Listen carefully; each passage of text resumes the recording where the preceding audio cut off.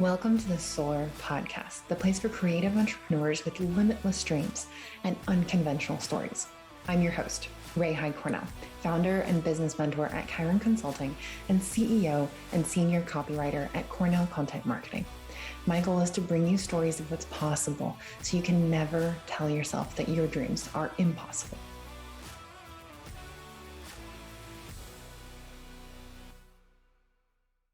All right. So for today's episode, it's just going to be you and me. And what I want to talk about, especially because we are entering a new year, new opportunities, new challenges. I'm hoping that you have a strategy for your business in place. I'm hoping that you have your annual goals lined up. I'm hoping that you also have your Q1 plan in place. And if you don't, and if you're listening to this in time, you can join us on January 4th for our quarterly planning workshop. Just go to the chironconsulting.us website and you'll be able to find that link on the workshops page. So for today, what I really wanted to talk about was how to know when it's time to break up with a client. And the reason this feels so timely is because the new year is... In many ways, it's not that different from the change from March to April or June to July or September to October, but it's symbolic, right? December to January, there's no real difference there. December 31st to January 1st, there's no massive shift. There's no delineation. It just flows one day into the other. But symbolically, as a culture, as a society, we have decided that the new year means something. And so with that decision that we have collectively bought into, there's an energetic weight that comes with it. And you can use that to your advantage. And what I want you thinking about is, what things do you want to leave behind in 2021? What do you not want to take with you into 2022? What worked in 2022? I'm sorry, 2021. I'm going to do that a lot. What worked in 2021 that you want to take with you into 2022, and what didn't work in 2021? Now, if you joined me for Business Building Week at the beginning of December, you did a deep dive exercise in this with me. If not, you can go to our website and go to our Thinkific page, and you can still access that 5-day long workshop that will walk you through this process of really analyzing the past year and deciding from a energetic standpoint as well as a practical logistical standpoint, what do you really want to be carrying with you into the new year? What personal goals do you have for yourself? And how does your business need to support those goals?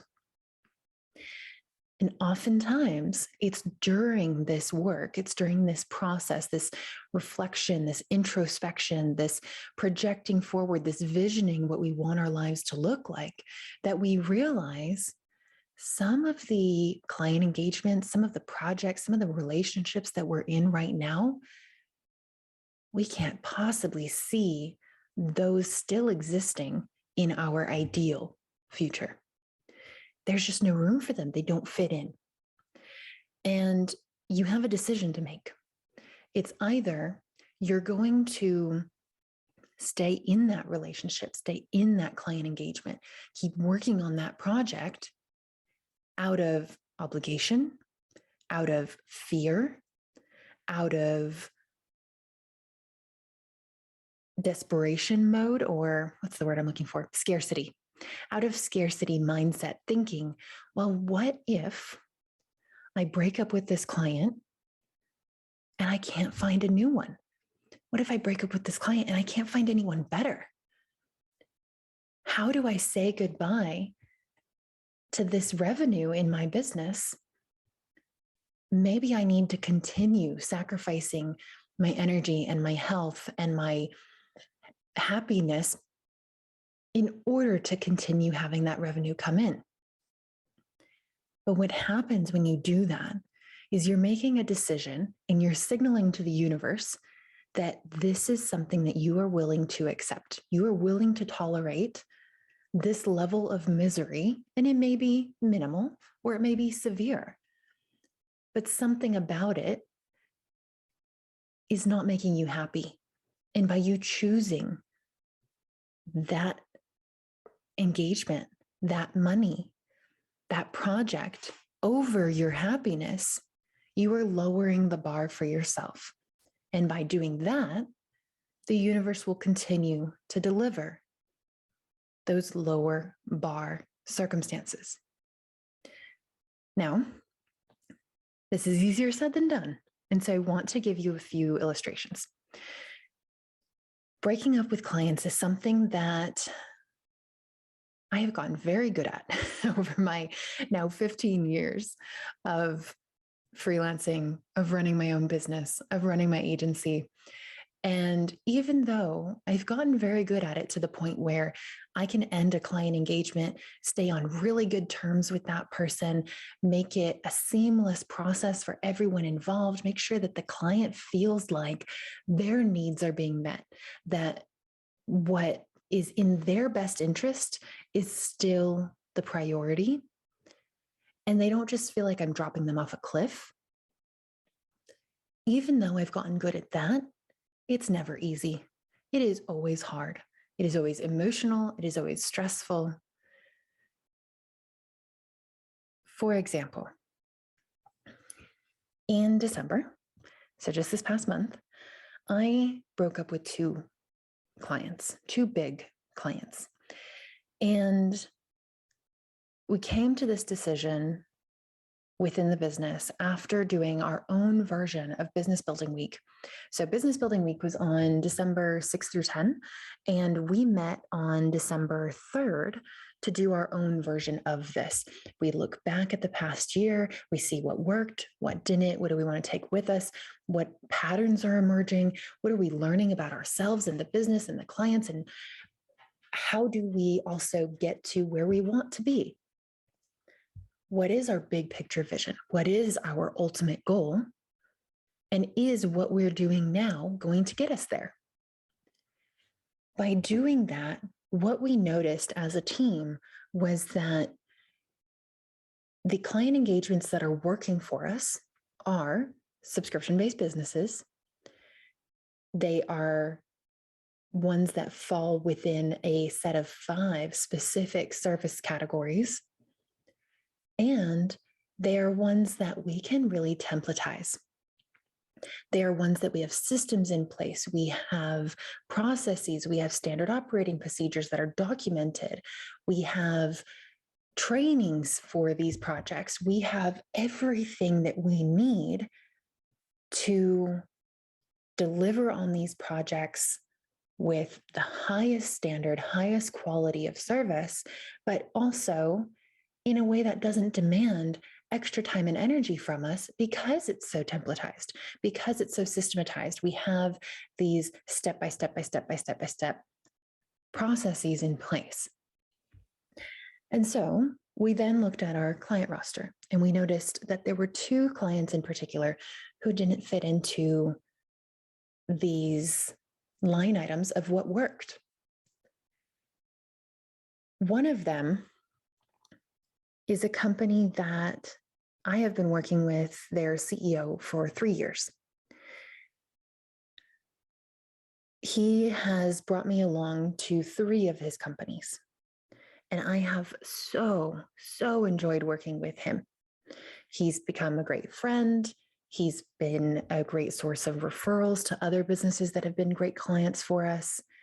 And yet, this current company that we were working at together, the projects were erratic, they were unpredictable, they were unsteady. I had somehow fallen into this role of, if there's anything words related, Ray will do it. And that's not what I want. For the agency to run in a way that is profitable and energizing and easy, we need services that fall into the 5 categories that we outlined. And this client would hand us everything from copywriting a sales page, which is great, all the way to translating copy from their German side of their company to English for their American-based audience, and everything in between. We were doing social media, we were doing blogs, we were doing email marketing, we were doing website copy, we were doing SEO, and a lot of those things did fit into our preferred service categories, which is why, one of the reasons why we stayed with that client for so long. That plus the fact that I had a great relationship with the CEO. But because the company was so erratic, also their projects were constantly changing. We couldn't systematize, we couldn't predict anything, we couldn't foreshadow what was coming down the pipeline. It was extremely difficult to predict revenue coming from that client. We always knew it would be something, but we didn't know if it would be $700 a month or $5,000 a month. And this was one of our 2 clients that required a weekly meeting. And I am very protective of my time. I know how to be incredibly efficient, incredibly productive in a short amount of time, as long as I have full control over when I do what. And because part of this company is based in Europe, our weekly meetings were at 9 a.m. Central, my time zone, on Thursdays. That was a complete outlier in my schedule, which meant that my Thursdays were my weird days. They were my off days. They were my, I don't get to go to my workout at the time that I want to. I don't get to do my communications with my team at the time that I want to. I don't get to do my writing at the time that I want to. It threw my whole day out of whack. Now, looking back, I can see good reason for why I stayed with that client.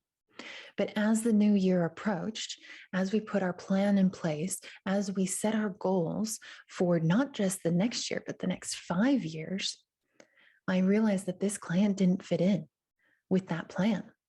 So I had to have the conversation. Luckily, I say luckily, but I really shouldn't say luckily, because it's by design. When I approached this client to let him know, hey, I'm going to have to end our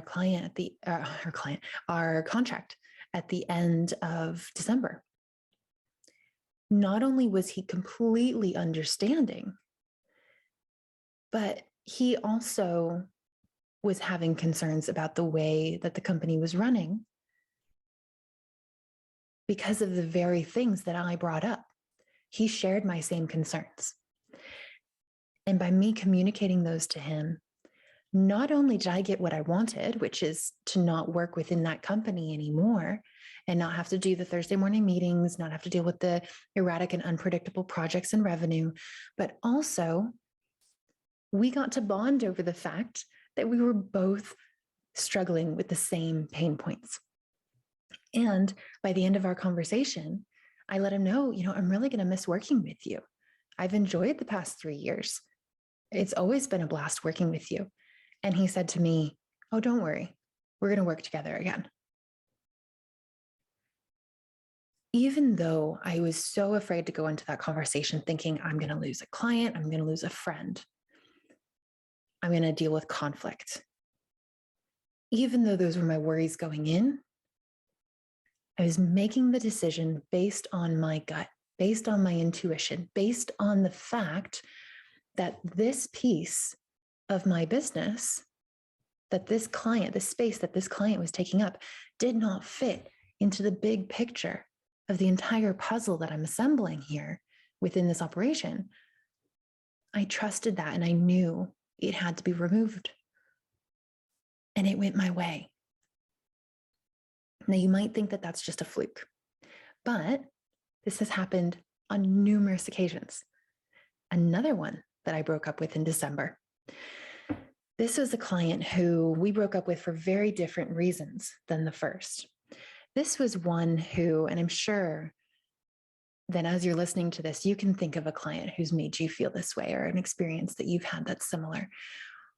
Anytime this client's emails popped up in our inbox, myself and my operations manager, we just dreaded seeing that name pop up. We had this sense of weight and heaviness and dread for a number of reasons. One, the client was downright disrespectful. Disrespectful to me, to my assistant, to my operations manager, to my writers. And that just struck me as something that I could not tolerate. This client was also very low tech, needed a lot of extra handholding, had some very difficult to describe communication barriers where I or my operations manager would say something very clearly and the client would misinterpret it or read between the lines or not read it at all, but still respond in a way where we would say, if you would just read our email, you can't possibly misconstrue this. And so the constant communication barrier, the constant just negativity that would come through these emails from this client made it so energetically demanding. And the fact that this client was also very low tech and that we had to do a lot of support work just to make our projects doable, we put in so much extra time that after looking back and doing a profit analysis of the past few months, we noticed that despite the fact that our contract was getting longer and therefore things should get easier, things should become more streamlined, things should be more templatized, flow easier, we were actually spending more and more and more time supporting this client to the point where it was no longer profitable, at least not to the standard that we set for ourselves. And so, yet again, I had to go into a conversation where I was expecting conflict. I was expecting defensiveness because you're sure as hell that I was going to point out the fact that our writers were being disrespected in the process. I went into that conversation knowing that this was going to be a big blow to this client's business. So I went into it with a solution. I didn't just go in and say, hey, we're done. At the end of the year, we're done. And drop them off the cliff. I said, look, this is what I'm noticing. This is why I think this is going wrong. This is what I think would actually be better for your business. Here are a few solutions to get you what you actually need to where these things won't be a problem.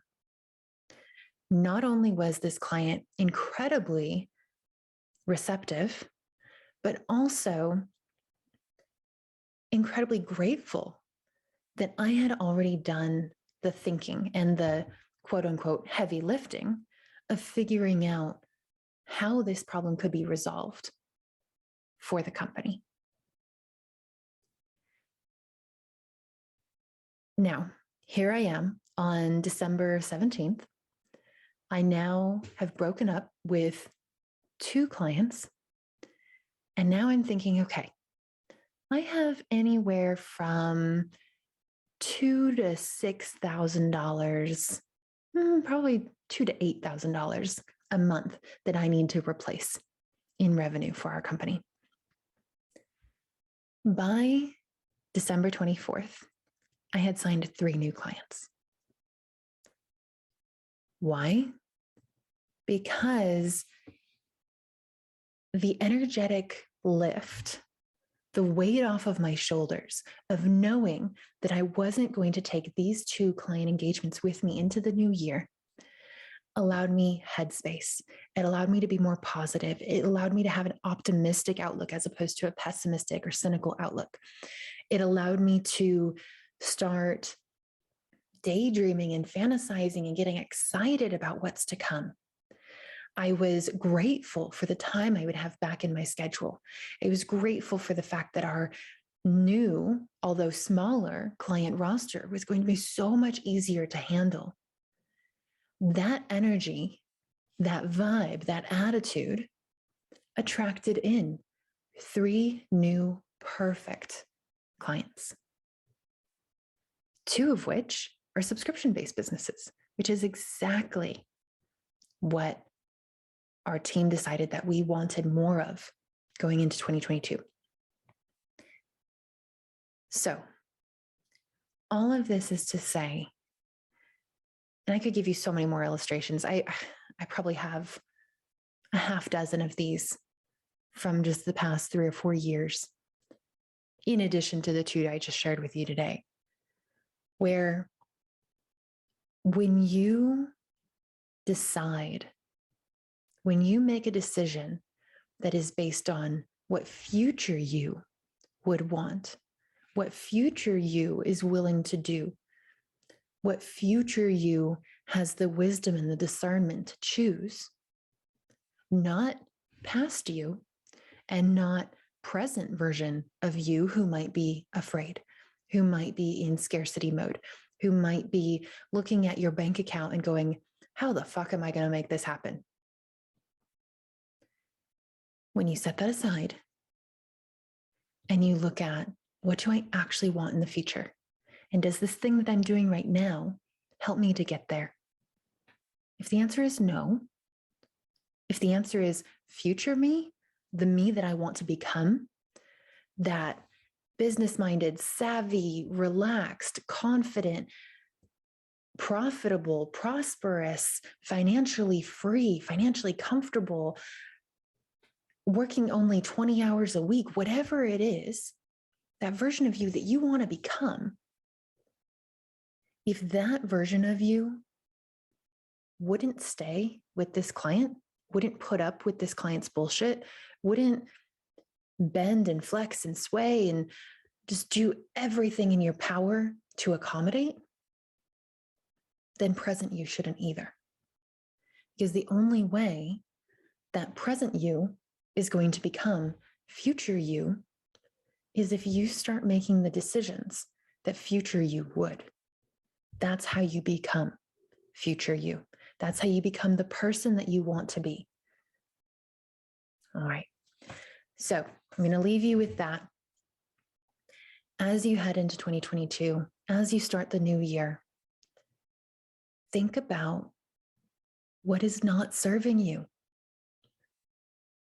And that might mean making some difficult decisions, might mean having some hard conversations. But I guarantee you, one, there is a way to have those conversations to where you get everything that you want. And your client doesn't feel abandoned, doesn't feel snubbed, doesn't feel, like I said before, dropped off a cliff.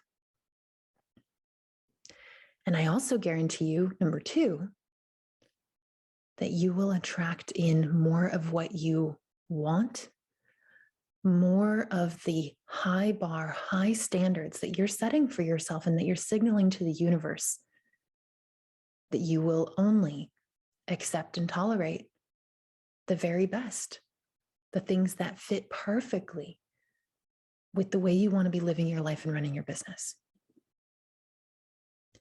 Now, if you know that you need to be making those difficult decisions and you just don't even know how to go about it, you don't know how to start the conversation, what to offer that client, how to problem solve, how to make sure it all goes smoothly, let me know. That's what I'm here for. That is literally what I'm here for. We can hop on a one-on-one coaching session. You can hop in our private Chiron community on Slack. You can send me a message. You can post it in the Q&A channel and get the entire community's input. Reach out. You do not have to do this alone. Make a decision for yourself that in 2022, you're going to do whatever it takes, even if it's uncomfortable, to get to future you, to become the person, the business owner, the freelancer, the man, the woman that you want to be.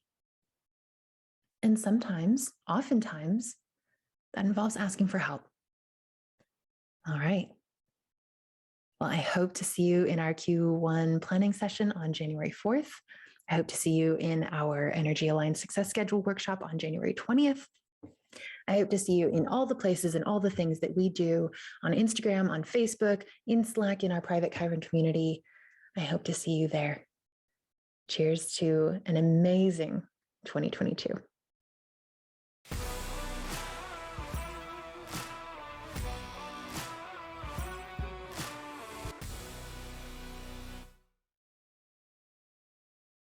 Hey, it's Ray again.